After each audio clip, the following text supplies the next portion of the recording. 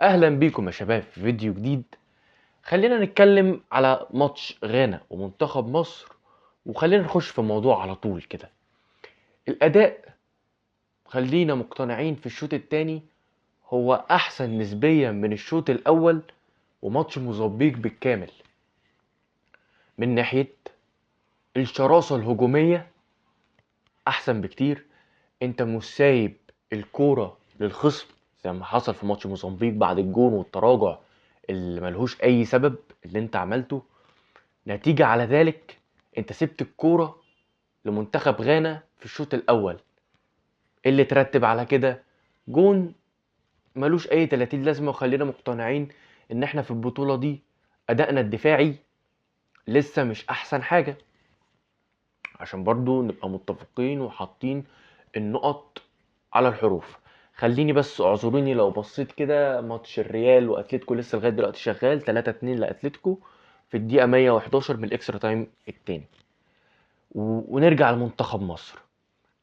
الاداء في الشوط الثاني، الشراسه الهجوميه بانت بشكل كبير لانك متاخر بجون.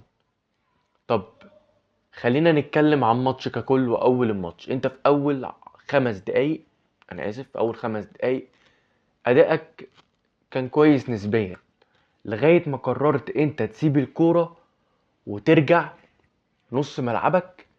وبالتالي غانا مسكت الكوره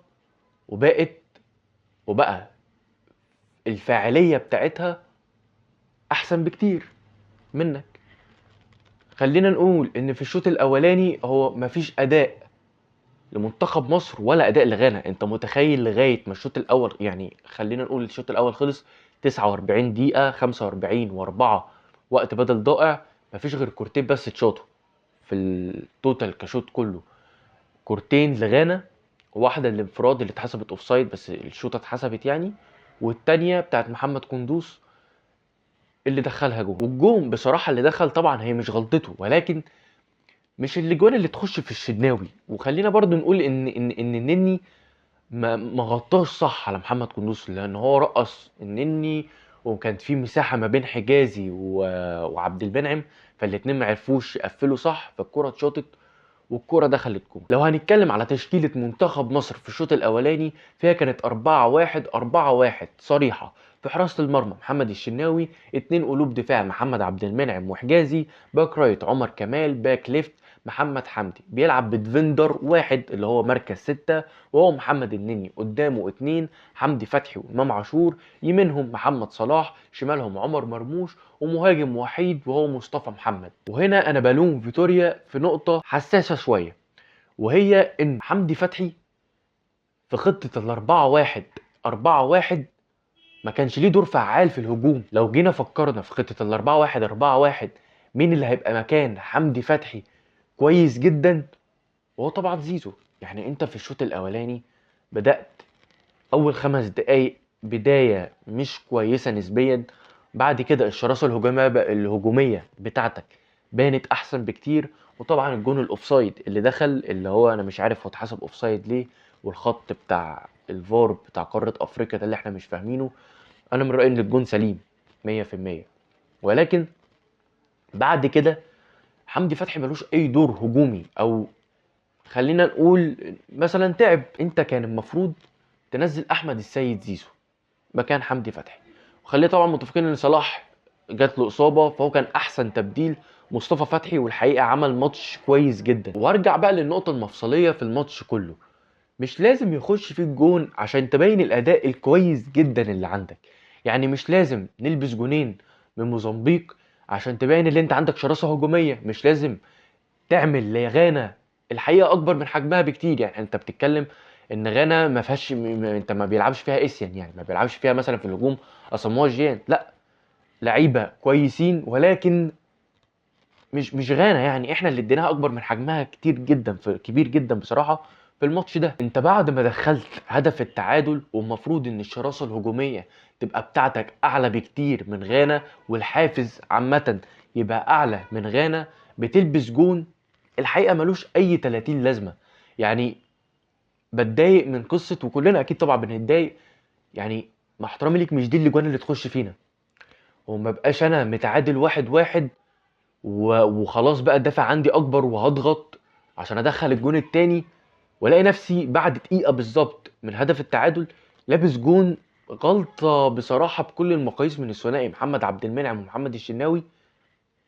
هدف سيء جدا يعني برضو من محمد قندوس. ولكن بعديها على طول بدقيقتين بيقدر تريزيجيه يقطع الكورة، وتقريبا اتلتيكو مدريد دخلت الجون الرابع خلاص، و4-2 والماتش شبه هينتهي يعني بخسارة ريال مدريد من اتلتيكو مدريد في دور ال 16 من كاس الملك. نرجع تاني لمنتخب مصر. تريزيجيه بينزل بيقدم لك اداء احسن نسبيا، مش كويس جدا، احسن نسبيا من الماتش اللي قدمه قدام موزمبيق. اداء كويس نسبيا، بيقدر ان هو يقطع لك الكوره. طبعا بقى اللي خلينا يعني نقف عنده بقى وهو يا جماعه مصطفى محمد. فكره ان انت يكون عندك مهاجم والله والله فعلا بمواصفات عالميه، مهاجم تقيل. يعني مصطفى محمد اكيد هيثبت في البطوله دي ان هو يستحق ان هو يروح الدوري الانجليزي. والله دي تبقى يعني البطوله دي لو خلصت ومصطفى محمد في يناير ما مضاش لاي فرقه في الدوري الانجليزي، يبقى كده في حاجه غلط. مصطفى محمد يا جماعه مهاجم عالمي من طراز مهاجمين عالميين. خليني اقول لك وبص كده، راجع كده الجون اللي مصطفى محمد دخله من صناعه تريزيجيه. بص القطعه بتاعت مصطفى محمد، بص القطعه قدام المدافع واللمسه البسيطه جدا بالشياكه. الجون هيخش بالشياكه، قطعه المهاجم الطبيعي واللمسه هتدخل لك جون. زي طبعا ماتش موزمبيق، استلامه الكوره وان هو يلف. ده واحد يا جماعه حافظ الجون. مصطفى محمد ده مهاجم حافظ الجون حرفيا، ان هو مش محتاج انا واقف بظهري عارف ان الكرة هتجيلي بمسافة ما الكرة هتجيلي، انا هلف 180 درجة وهحط الكرة جوه الجون من غير ما اشوف مين واقف فين والجون فين ولا اي حاجة. واحد اكنه بالظبط شايف الجون من ظهره. فحقيقي مصطفى محمد لغاية دلوقتي في ماتشين في البطولة هو من احسن، لا ده هو احسن لعيب في منتخب مصر بصراحة. حتى تلاقيه يعني من ماتش موزمبيق وماتش غانا الحمية عنده على التيشيرت، غيران على التيشيرت قوي. اكتر واحد بصراحة شايفه يعني غي... عنده غيرة كده على تيشيرت المنتخب. واخيرا عشان بس ما بقاش طولت في الفيديو، تعادل مش احسن حاجة، ولكن في ظل الظروف والاجواء الماتش اللي انت داخل فيها اصلا، اللي انت البداية اللي انت ابتديتها غلط، لا يعني نخرج 2-2 قدام غانا كويس. مع ان احنا في كرات كتيره في الاخر، امام عاشور الكره الاخيره دي مش لازم يا امام كل كره تجيلك بليسنج، مش لازم خالص يعني. الكره الاخيره دي لو كنت حطيت فيها وش رجلك اي حته في الجون الكره داخله الحقيقه. ولكن مفيش مشكله، ان شاء الله الماتش الجاي ضد الراس الاخضر مش عايزين يا جماعه ال الهجوم لسه. انت مقدم شوط تاني، خلينا متفقين هجوميا حلو جدا، احسن بكتير. يعني الشوط التاني ده احسن اداء لمنتخب مصر متهيألي في افريقيا في الماتشين. فانت لسه عندك فرصه.